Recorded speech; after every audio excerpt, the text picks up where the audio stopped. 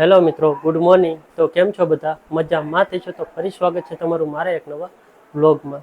જો કે મારા વ્લોગ જોતા હોય તો મજામાં જ હોય.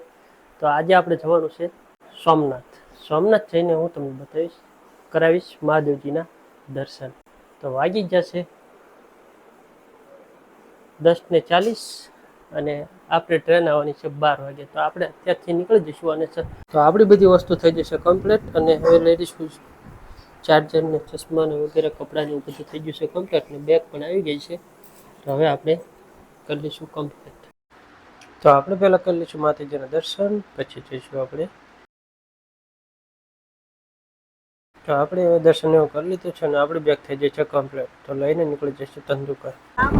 મિત્રો તો અમે હવે ઘરથી નીકળી ગયા છીએ. અને જો તમે મારા વિડીયોની અંદર નવા હોય તો લાઈક શેર અને સબસ્ક્રાઈબ કરજો. ત્યાં લગીને આપણે પહોંચી જઈએ ધંધુકા.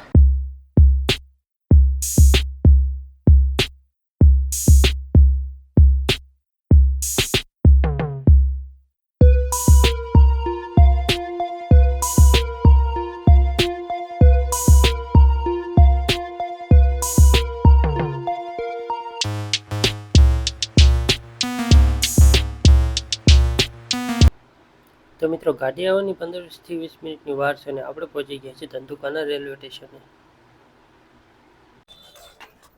ભરતભાઈ ટિકિટ લઈ લીધી છે. ગાડી આવવાની હવે થોડીક જ વાર હતી મિત્રો અને આપણે પહોંચી ગયા ધંધુકાના રેલવે સ્ટેશને. મિત્રો હવે ટ્રેન આવી ગઈ છે. 12 વાગી ગયા ટ્રેન આવી જાય.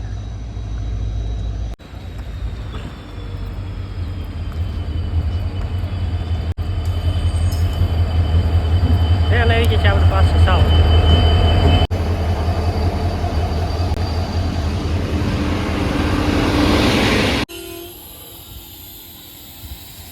મિત્રો ગાડીમાં તો બેસવાની જગ્યા જ નથી, ગાડી હતી ફૂલ. પછી ગાડી ધંધુકાથી નીકળી જાય મિત્રો અને જેમ તેમ કરી અમે દરવાજા પાસે ઊભા રહી ગયા, કેમ કે અંદર બેસવાની જગ્યા હતી નહીં.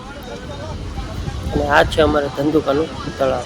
મિત્રો આજનું વાતાવરણ હતું એકદમ મસ્ત અને જોઈએ કે આપણી સફર આજની કેવી રહેશે. હવે આપણે પહોંચી ગયા હતા બોટાદ ને બોટાદથી આવવાનું હતું સંજયભાઈને. તો સંજયભાઈને આપણે કીધું હતું કે આવી જજો આગળના બીજા ડબ્બામાં, કેમ કે આપણે ગાડીના આગળના બીજા ડબ્બામાં બેસી ગયા હતા.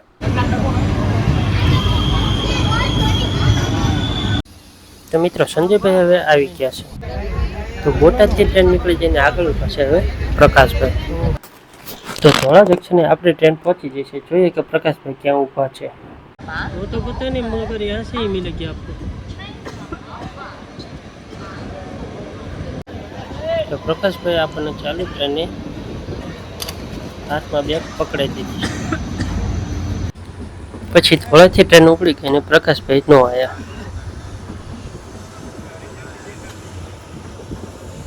અત્યારે ત્યાંથી નીકળી બોલો. ભરતભાઈને લગાડી દીધા એંગલ હારે અને અમે બેસી ગયા અહીંયા નીચે. મિત્રો આજનું વાતાવરણ લાગતું હતું એકદમ મસ્ત અને લાગે છે કે આ બાજુ વરસાદ થોડું થોડું વાદળ બંધાતું જતું હતું. પછી મને લાગી જાય ભૂખ ને આપણે ખાઈ લીધી 2020. મિત્રો આજનું વાતાવરણ હતું એકદમ મસ્ત અને પછી હું ને ભરતભાઈ આવી ગયા દરવાજા પાસે. દરવાજા પાસે આવવાનું કારણ એક જ હતું કે ઠંડો મસ્ત મજાનો પવન આવી રહ્યો હતો. તો મિત્રો અમે હવે પહોંચી ગયા હતા જુનાગઢ.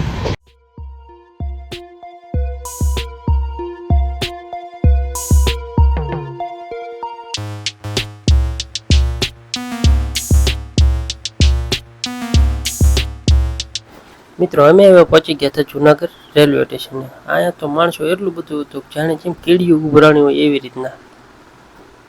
જુનાગઢ પહોંચીને મિત્રો આપણને લાગી જાય ભૂખ ને આપણે ખાઈ લીધા થોડાક કેળા નહીં એવું, કેમ કે ભૂખ્યા આપણે ન રહીએ એટલા માટે. તો ચાલુ ટ્રેને સ્ટોપ કરી લીધા કેળા. તો મિત્રો હવે વરસાદ ચાલુ થઈ ગયો છે અને વાતાવરણ થઈ ગયું છે એકદમ ફૂલ મસ્ત. તો ફાઇનલી અમે મિત્રો પહોંચી ગયા છીએ વેરાવળ જંકશનમાં. મિત્રો વેરાવળથી હવે નીકળી ગયા છીએ અમે સોમનાથ જવા માટે. ફાઇનલી તો મિત્રો અમે પહોંચી ગયા છીએ સોમનાથ.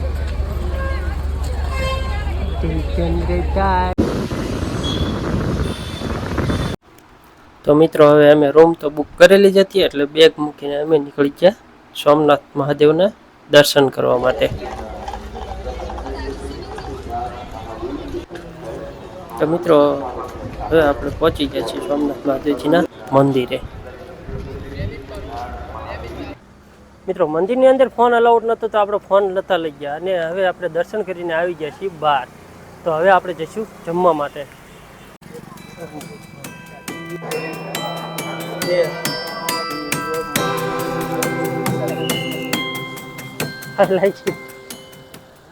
તો આજનો વ્લોગ આટલો જ તે અને મળ્યા નવા વ્લોગમાં.